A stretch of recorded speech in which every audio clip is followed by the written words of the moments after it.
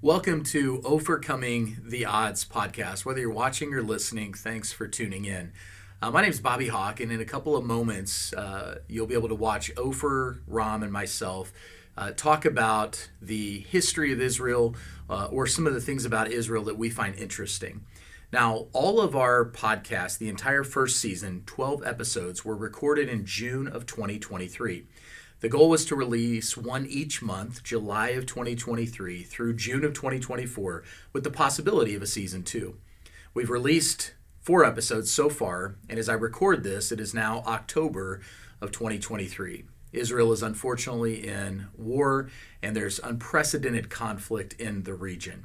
So we're going to release episodes 5 through 12 over an 8-day period here in October. Again, as you listen to these, you'll probably notice a couple of things. They were meant to be released monthly, so you may hear us refer to that. We also refer to trips to the Holy Lands and the safety that we've experienced in the past. However, that's changed. I personally have had to cancel 3 trips over the next several months because of the conflict that's taking place in Israel. So I'm going to ask you to consider that as you listen or watch the podcast. Know that those were pre-recorded in June, and understand that we're releasing all 8 episodes that are remaining now. So whether you're watching episode 5, 6, 7, 8, 9, 10, 11, or 12, they'll all be shared during this month of October as you learn more about the history of Israel, the conflict that's created for generations now, for thousands of years. It may help you even understand what's currently going on there. And also, I'm going to ask you to take a moment to pray. Pray for the peace of Israel. Pray for those who have lost loved ones, who are experiencing the devastation of their country, and pray that peace throughout that region would come quickly. In the meantime, I hope this is informational for you. I hope it's helpful as you learn more about an overview of Israel with Opher Rom. Now here we go.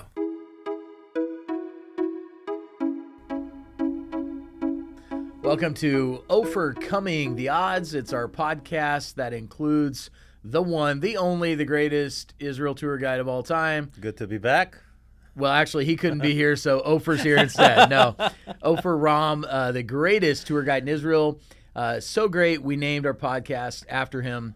And you probably can kind of pick up OPHERcoming the Odds. We're actually talking about Israel. And Israel is a nation who has overcome the odds for centuries and centuries. And one of the cool things about Opher is when you go to Israel on a trip to the Holy Lands and you get a guide like Opher, you don't just get to see the sights, you get what we call bus talks. And bus talks are the opportunities where between sites, Opher fills in all the gaps. And one of our favorite parts, anytime I take a group over there, is what you get from these bus talks. So Opher and I were talking. Bobby Hawk, a pastor at church in Epic Church in Kansas City area, and we were talking about, man, why don't we just put these in YouTube or podcast audio form? So that's where the idea of the podcast came, and we are still in season 1, Yes. episode 7. It's January. It's a new year. Happy New Year's. Same old two of us, but a new year. So we're going to jump right in where we left off. So we actually ended right around really kind of the birth of Christ, the ministry of Christ, but we're focused on an Opher view of Israel. So where we're going to go, we will come back in future episodes. We're going to come back, and we've got a lot of stuff to talk about during the actual lifetime of Christ. But we want to continue to move forward with the history of Israel. And so I guess you could say we kind of left off at really Herod the Great, this master builder. The temple is at its pinnacle and its peak, but it's not going to stay there for long. So let's pick it up from there. We'll keep moving through Israel's history. Yes. Can we start over? Because you didn't Yeah. say anything about the CHLS. I didn't. Yeah. Good call. All right. All right. There's the one flub for today, Derek. Did not mention CHLS. And it's right there Right on your there, little board. Right there, right in front of me. I thought Opher was going to bail me out and say, I thought about how to do it, but I can tell you were thinking, I was like, okay, all right, okay. All right. We'll get it in there. It was good, though. Say it all exact. Hey, welcome to OPHERcoming the Odds. It is a podcast that maybe you're watching, maybe you're listening, but if you're watching, you can see us. If not, Opher Rom, who we named our podcast after, because he is the greatest tour guide in all of Israel, in the history of Israel, which is also what we're talking about. But we'll get there in a couple moments. This is our first season, our 7th episode. And I'm Bobby Hawk, coming to you with Opher. And I take trips to Israel every year. I take groups over. And one of the greatest things about the trips are not just the sights that are incredible, but it's the bus talks in between. And so Opher uses those opportunities to fill us in on the geography, the history, the land, the language, the culture.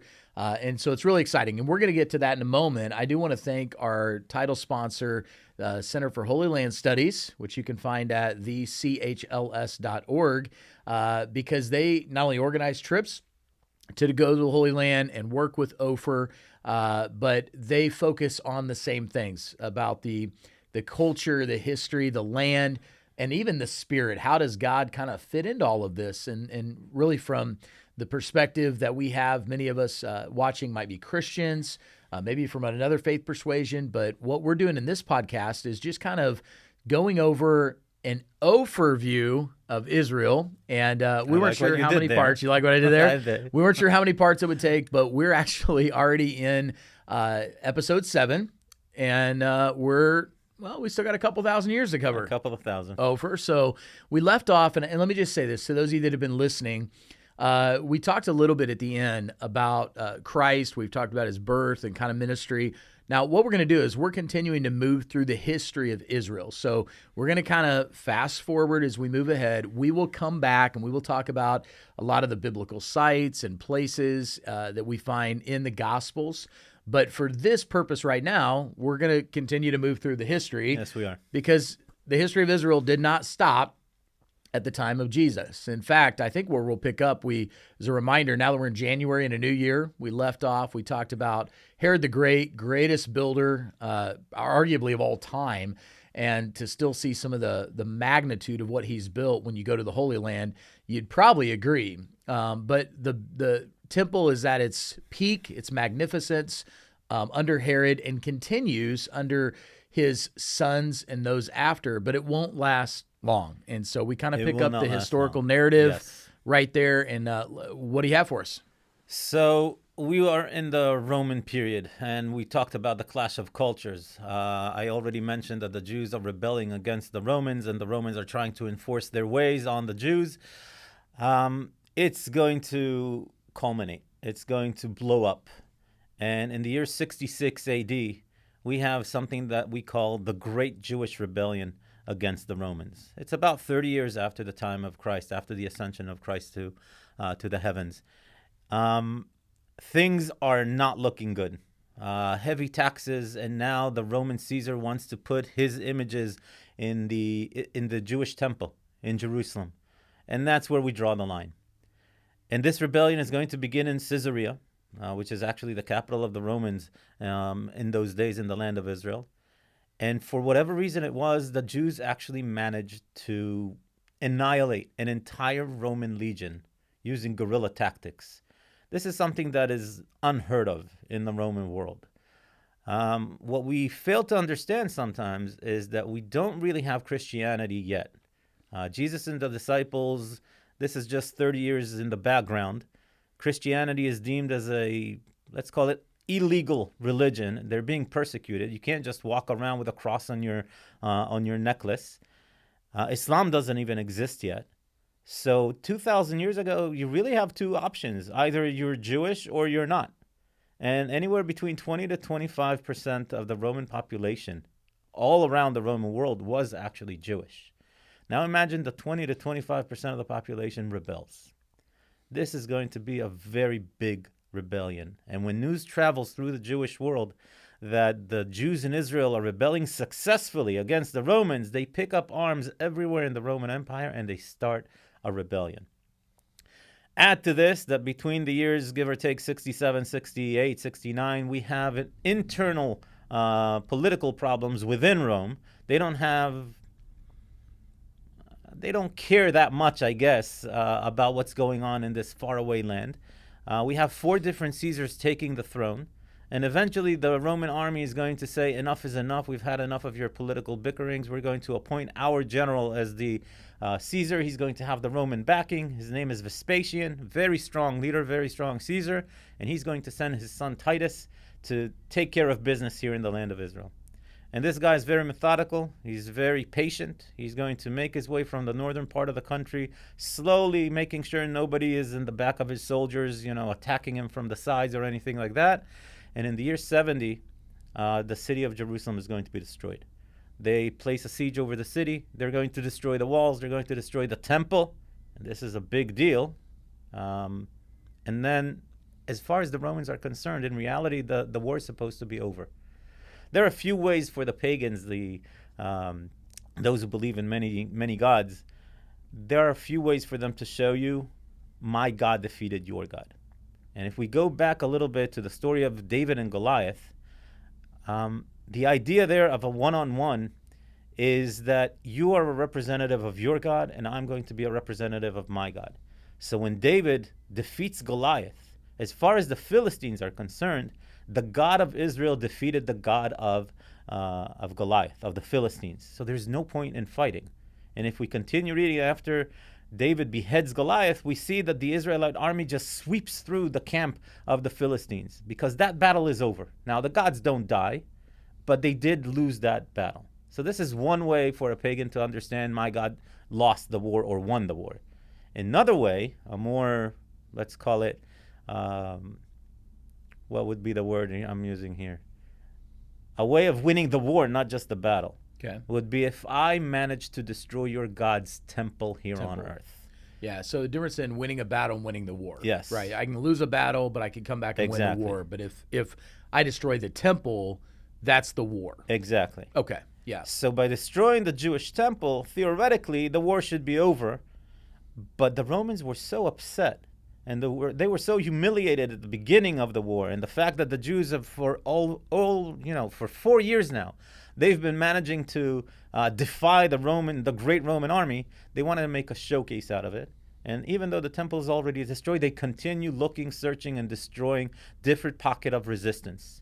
And the last one is going to be almost 3 years after the destruction of Jerusalem in a place called Masada, which we, of course, on a tour visit and talk about in the end of the war. It's a fabulous description that we have from one of our historians that we actually mentioned, Josephus Flavius. He talks about that vividly. Mm-hmm. It's an incredible fortress in the middle of the desert, and everything is still there to be seen, which makes it even better as a tourist when you come and see it. Yeah, and let's this is a great pause point for us, Opher, because so many things have happened, and you've explained. I mean, Rome and the Roman forces are going to be very insulted that these Jewish rebels, yes, if you will, have caused this thing to go on so long. Mm-hmm. I mean, for a military prowess like Rome, exactly, to not be able to stamp this out quickly is embarrassing. Yes. So finally, you have Vespasian, his son Titus. He sends Titus. He's the general. He comes in, and essentially it's going to put an end, if you will, to this revolt, this rebellion, right to Jerusalem, takes out the temple. Now, the interesting part of this for New Testament readers is in both Matthew and Luke, Jesus is essentially looking over and making statements like, hey, this temple is going to be destroyed. Absolutely. Not one stone will be left on another. And that certainly to the Kohanim at the time, those who, and we'll get back into that when we come back and revisit that. But that, I mean, that's the ultimate insult to say somebody's going to destroy this holy place.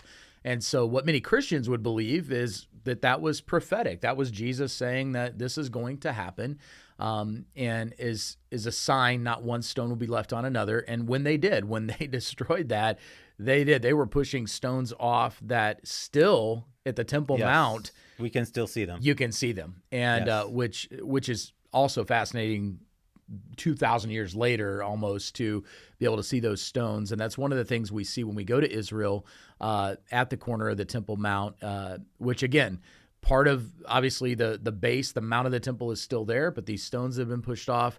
So the God essentially from a Roman perspective, that would be it, but it's not enough. That's what you're saying. Exactly. They're going to make an example. They're going to take key. it a step further. We want to show the world what happens when you rebel against us.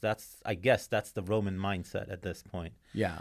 And Josephus, who you mentioned, this historian, honestly, though his writings are obviously not biblical, we don't have them in our Bible, they give us a great insight into not only some of the events in the Bible, but this Masada, this fortress that Herod builds. Yes. Another incredible, winter palace, if you will. He's giving us the size. He's giving us how many towers and how far apart they are from one another. And his understanding of ancient Israel, not just the fortresses and the cities, is so incredible. He's so accurate that you can have somebody read you the book while you close your eyes, and then you open your eyes to that location and you see exactly what he talks about. And those that might come to the Holy Lands, when you get a chance to see Masada, again, though it's not mentioned in the Bible, it's obviously built by Herod the Great, who's in the Bible. It's this winter palace, this fortress, but so much of it you can see because it's built up on this. This is one of those places where when we say this used to be a palace, you actually see a palace. It's not like 1, 2, 3 stones that an archaeologist tells you, okay, this was a palace, and you you're have trying no to idea. picture it. Exactly. Yeah, you can actually see it. Yes. Yeah, and even I know, Opher, when you showed us the area where Herod would have had his private quarters, if you will, kind of this open air, and you kind of walk down there and you can tell like the cool breeze in the desert.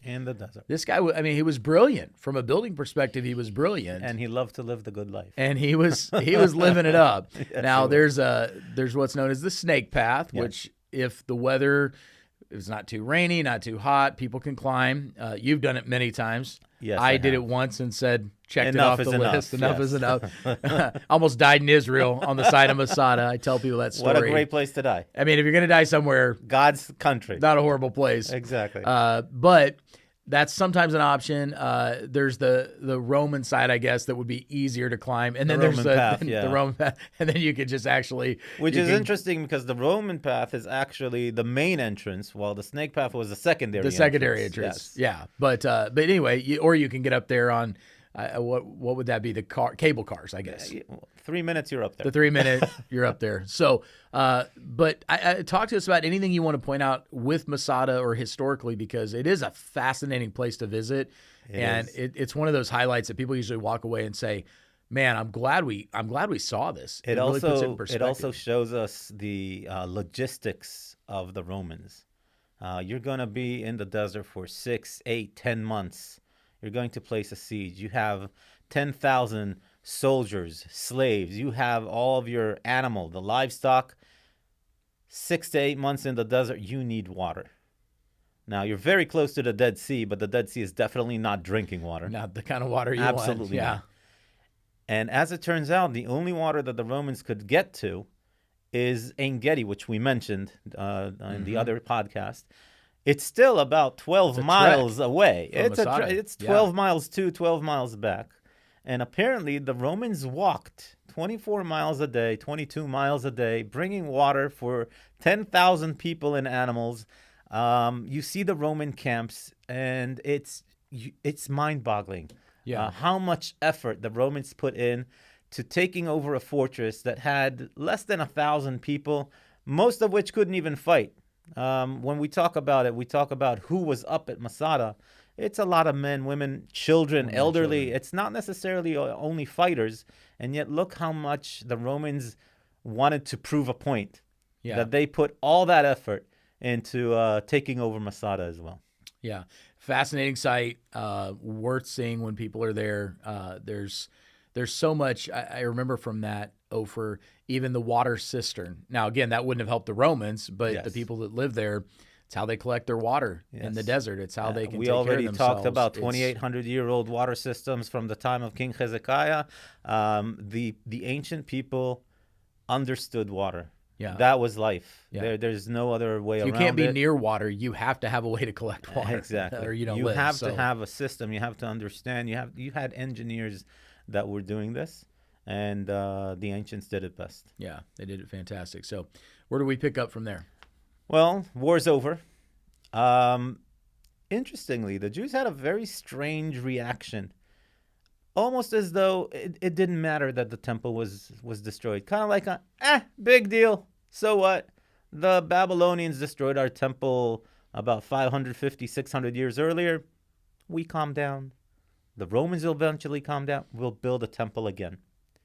And 30 years go by, 40, 50, 60 years go by, not even a sign that the Romans are going to allow the Jewish people to build a temple. The Jews are coming to that realization. And when we understand it's not going to happen, we rebel again. Now, we have to think about this in a Roman mindset. The Jewish temple is destroyed. Your God lost the war. As long as you don't have a temple for your God, how on earth are you resisting us? How on earth are you starting another rebellion? This takes them completely by surprise. And we have a leader of the Jewish people. We call him Bar Kokhba. This time, the rebellion is only in the land of Israel. It doesn't spread to the Roman Empire like it did before. But for another 3 years, the Jewish people are going to rebel. And the Roman emperor at this time, a guy called Adrian, some of our listeners, viewers might remember him because he's the one that builds the walls in what we call today Britain, and kind of limits the Roman Empire to that area. He decides to crack down on the Jewish people. He's had enough of these rebellious people. He wants them out. He's going to exile as many of the people from the land as possible.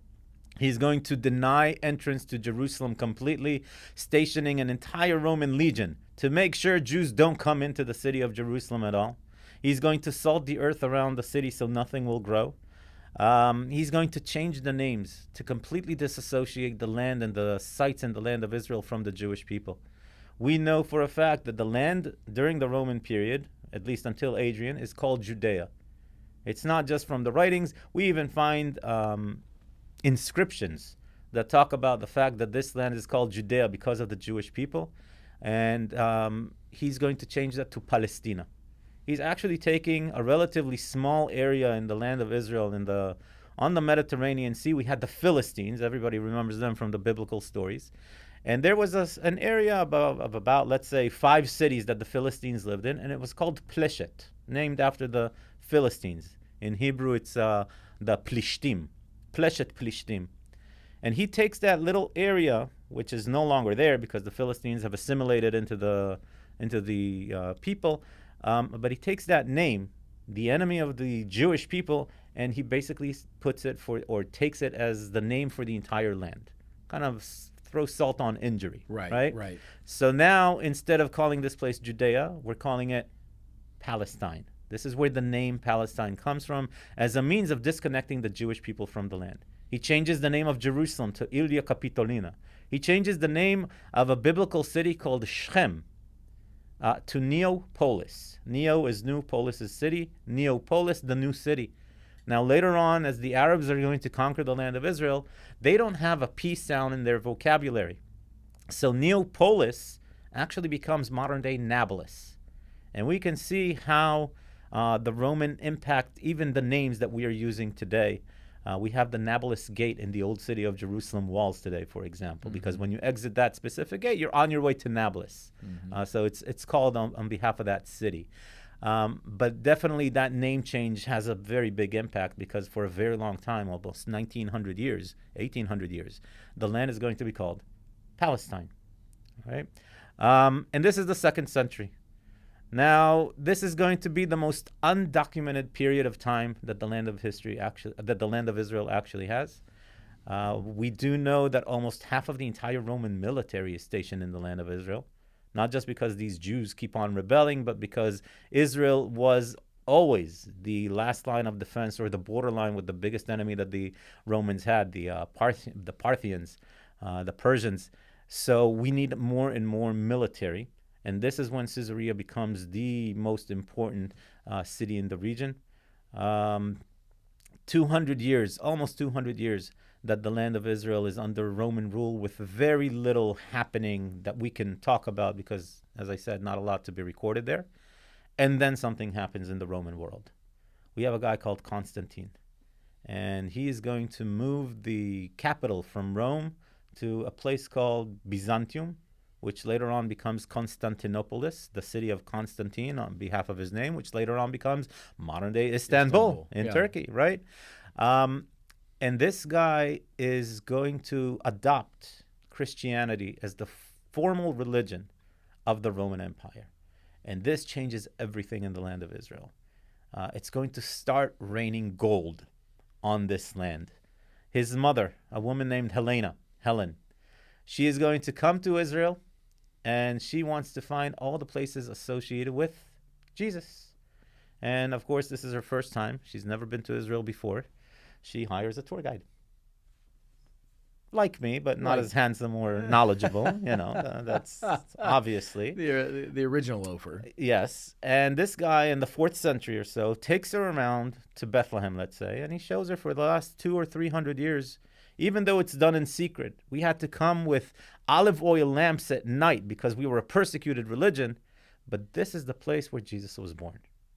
And she builds a church. And he takes her to Nazareth where he grew up, and he tells her this is where it happened. And she builds a church. And these are incredible churches. And he takes her to Jerusalem where the ascension and the resurrection and the death and all the different events. And he takes her around the Sea of Galilee where all the miracles are taking place and the feeding of the 5,000 and the Mount of Beatitudes where the Sermon on the Mount is going to be given. And every place he tells her this is where something happens, she builds a church. And as I said, some of the most magnificent churches in the world were built starting in the 4th century in the land of Israel, raining gold. This is probably the most populated period of time that the land of Israel saw until the 20th century when the state of Israel is going to be born. We're not there yet, obviously. And for the next 200 years, again, give or take, almost 300 years actually, the Christians are ruling the land of Israel. And then the 7th century comes along, and I think this is a great place to maybe pause because this is the rise of Islam now. Yeah, and this is where we'll get into, obviously, the rise of Islam and how that affects Israel and the land. But it's interesting, kind of as maybe we'll spend a little bit of time on this because we've got a few minutes. What Helen does is so significant. Probably doesn't realize then how significant this will be because now tourists like me and groups that come over are able to see these sites and with a high level of certainty know that this is probably the place or very, very near the place. So we're talking, 30 feet this way or that way. Yeah. It's like if I come to the United States, well, I am right now in the United States, and you're going to take me to one of the oldest places that you guys have here. Now, granted, it's only about 300-400 years old because you're a young country, but you take me to the Battle of Gettysburg, or you take me to the Alamo. You weren't there. It's been 300 years. How do you know? Same as the tour guide that took Helen around knows, because we have oral traditions.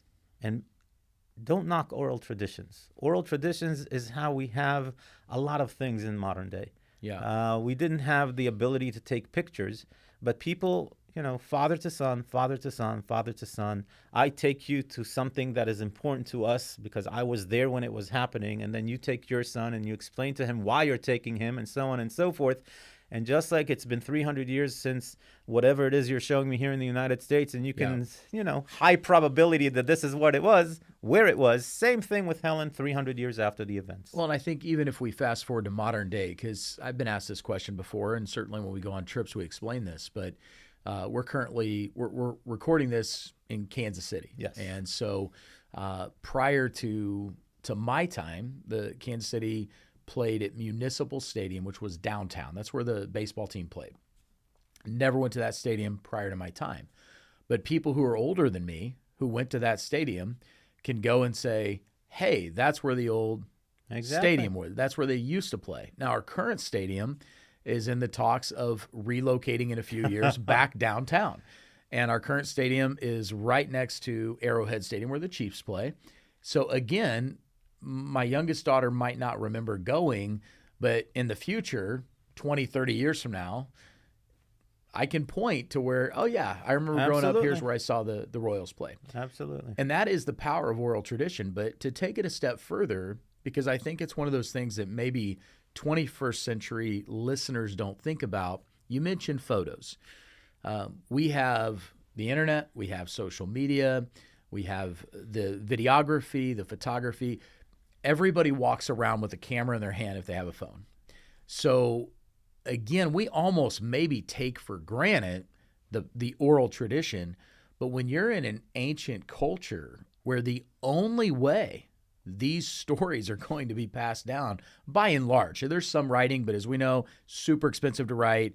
Hardly anybody can read in the general population. Exactly. So writing is maybe to preserve certain things, but it's not meant for everybody to see and understand. The power of oral tradition is that much stronger because it won't be passed down. So you have significant events. Let's take the example I love is the one right there in Jerusalem. Significant event, death, resurrection of Christ. People who witnessed it, alive to see it, and they continue to talk about this place, and this is where it is, and this is where it is. Now, interestingly, we also know that where Helen builds this church lines up historically with documents, whether it's Josephus, the New Testament, the way it describes places. Even with graffiti that was found in the site from about that time period. I was going to say, yeah, and underneath, we got to see this, which was pretty cool, this graffiti art of Lord, we were here, and kind of a picture of a boat, this idea of a pilgrimage that dates back to 300 AD or prior, somewhere in there. Some I think have dated back to the 2nd century. And so, yeah, it's this commemoration of people come, hey, where is that? And again, just like if they asked me where the baseball stadium was, or they asked people in Pennsylvania where Gettysburg is, you continue to pass it down. But how much more specific and strong it was in ancient cultures, because it had to be. And then there's significant events. This wasn't just a random, I don't know, I think it was somewhere over there. And now we see 2,000 years later these documents, and we discover walls and realize, that was outside the city walls. I mean, so it all lines up, and I'm grateful that Constantine, though we could question historically if he really understood Christianity. It doesn't However, matter, really. It doesn't matter because God used that as a way to, I think, Opher, preserve some of these sites. While I'm not sure that was the original intent, it served well for 17, 18 centuries. And now. There's another level of preservation, which wasn't meant to be a preservation level, and that is that when the Romans decided to completely obliterate Judaism, they also went to the Jewish places of worship and built ancient pagan temples. Again, salt to injury. This was a Jewish place. We're going to build a pagan altar on top of it. And because Christianity was deemed as a sect of Judaism, they also took Christian sites and they built pagan altars on them. So just above that level that you talked about, that you saw the graffiti, there was a pagan altar. Yep. Which basically commemorates the fact that this was an important place. Yeah. And then when Helen comes, she's going to destroy these pagan altars and build on top of those the church. Now these churches will be destroyed and rebuilt, but even when you come now, you still see the 4th century ruins from Helen. Yeah, and you're right. That is right there in Jerusalem. It is fascinating that in an effort to maybe stamp out the memory, they actually preserve it. Exactly. So it's pretty awesome. But again, it's worth taking a trip to see because these places are special. They're unique. They've been commemorated for years, and to be able to see them and know that I think, like we say, you're somewhere on the football field, Opher. Absolutely. When you're there. So you are there. A little bit here, a little bit there, but you're somewhere in the vicinity. It's pretty powerful. And I will add one thing. There are a few places in Israel that without a doubt, I'm not going to say 100%, but 99-point-something%, you'll be walking in the footsteps of Jesus. Yes. There are places where there can't be any other place. Right. Yeah, so the stairs at the southern steps. Absolutely.